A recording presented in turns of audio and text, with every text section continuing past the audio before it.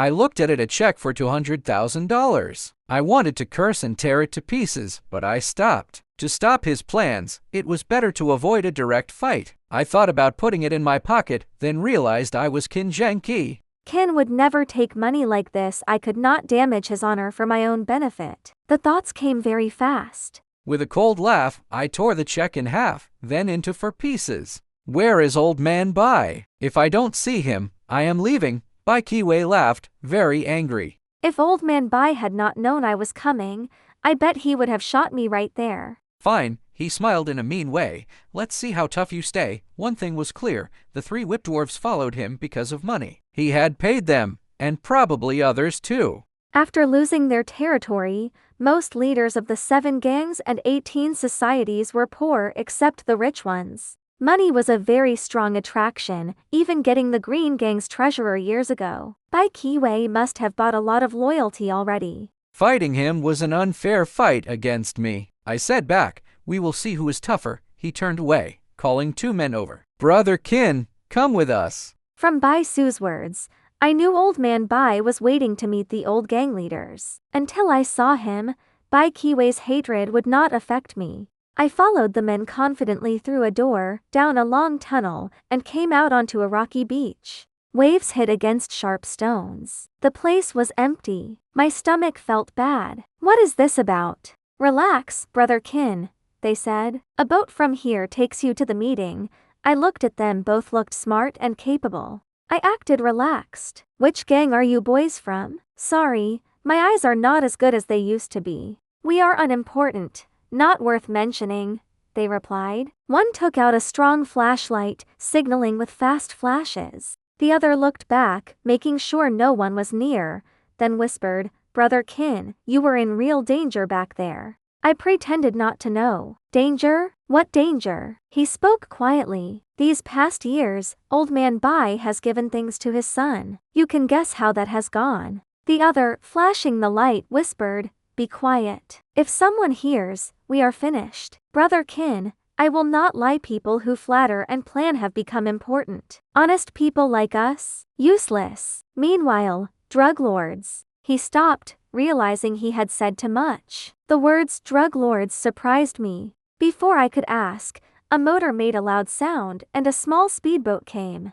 The 2 said no more. We got on, and the boat went south, could tell from the stars. After about 30 minutes, we stopped by a tiny, empty island. On shore, 4 men greeted us. Brother Kin from Yellow Dragon? You are the last one. Old Man Bai is waiting, hurry. In the dark, I looked around the island, confused. I had thought the meeting was at Thompson Road, number 25. It turns out, that was just a checkpoint. The real meeting was here. I thought Old Man Bai had a very advanced setup on this island, a place no one would find by chance. I followed the men, entering a cave covered with plants. Inside, bright lights showed an elevator. We stepped in, and it went down for more than 10 minutes before stopping. I was very impressed by Old Man Bai's cleverness. Building an elevator on a far island was a big achievement. I thought it was a Japanese war leftover, confirmed when I saw the logo of a famous Japanese company. But it had been made better with very new electric eye sensors. The doors opened, and I stopped, surprised. Before me was a very big hall, at least 50 feet square, with soft carpets and soft lights from above. Several sofas held many people. As I stepped out, a few jumped up, laughing happily. Brother Kin, they called, running to greet me. I did not know these men, but they were clearly leaders from the 7 gangs and 18 societies. I matched their energy with a happy laugh. Well, look who is still alive. The hall filled with soft laughs. In the middle of the laughter, a deep, clear voice was heard. Brother Kin, why so late? The noise stopped at once. My heart felt tight as I followed the voice. On a single sofa sat an older man, about 60, with a wide face, big ears, and sharp eyes. He wore a light gray robe, holding a pipe. He showed power and presence. I had never met Old Man Bai, but in this place, there was no doubt this was him. I hurried forward, stopping by his side. Old Man Bai, it has been years. He laughed softly. Just a blink of an eye, and so much time has passed. His eyes looked at me, but suddenly, his smile disappeared, replaced by a serious look that hit like a wave. My heart beat fast. Old Man Bai's look went over me like cold lightning. "Brother Kin, you have changed a lot these years." His words made my heart beat hard. I had heard of his almost superhuman memory. I could fool others as Kin Hengqi, but Old Man Bai, I was not so sure. I acted tough. "Don't start, Old Man Bai. I have been struggling, with nothing left. If I had known you were still controlling things like this, I would have come sooner." He laughed loudly, but then, without warning, his big body leaned forward from the sofa, and he grabbed my right hand very strongly. I stopped. Old Man Bai's martial arts skills were much better than mine. If he found a mistake now, I might not even get a chance to explain before I died. The others in the hall noticed his change and became quiet, looking at us. I forced myself to be calm. "Old Man Bai, are all the gang members here?" "All here," he said, and quickly, he pulled up my right sleeve. I was surprised but immediately relieved, quietly amazed at his cleverness. When preparing to pretend to be Kin Hengqi, I had done everything. Kin had a 5-clawed golden dragon tattoo on his right arm, so I had painted one on with blue ink. It looked just like the real one unless someone looked very closely. My admiration for Old Man Bai grew. His legendary memory was not exaggerated.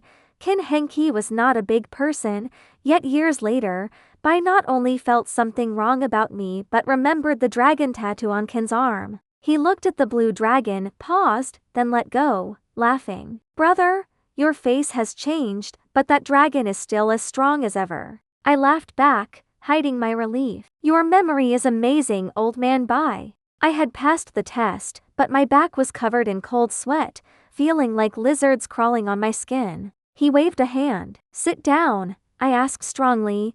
"Everyone is here, what are we waiting for?" He looked at the elevator. Just then, the doors opened, and Bai Su and Bai Kiwei stepped out, coming to their father to greet him. Old Man Bai stood up slowly. As he stood, everyone in the hall stood too. The air became serious. He pointed to the right. "Brothers, this way."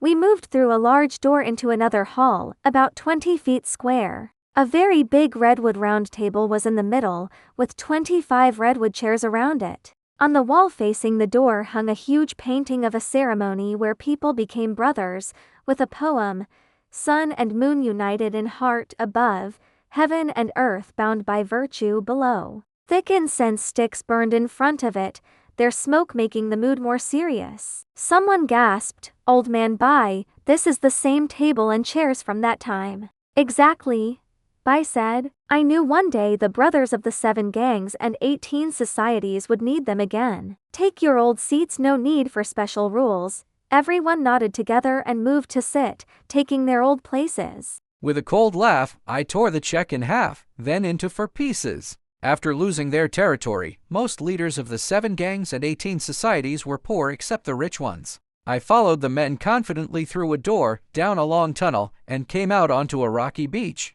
Before I could ask, a motor made a loud sound, and a small speedboat came. It turns out, that was just a checkpoint. The real meeting was here. Before me was a very big hall, at least 50 feet square, with soft carpets and soft lights from above. I had never met Old Man Bai, but in this place, there was no doubt this was him. I acted tough. "Don't start, Old Man Bai. I have been struggling, with nothing left. If I had known you were still controlling things like this, I would have come sooner." I had passed the test, but my back was covered in cold sweat, feeling like lizards crawling on my skin. On the wall facing the door hung a huge painting of a ceremony where people became brothers, with a poem, "Sun and moon united in heart above, heaven and earth bound by virtue below."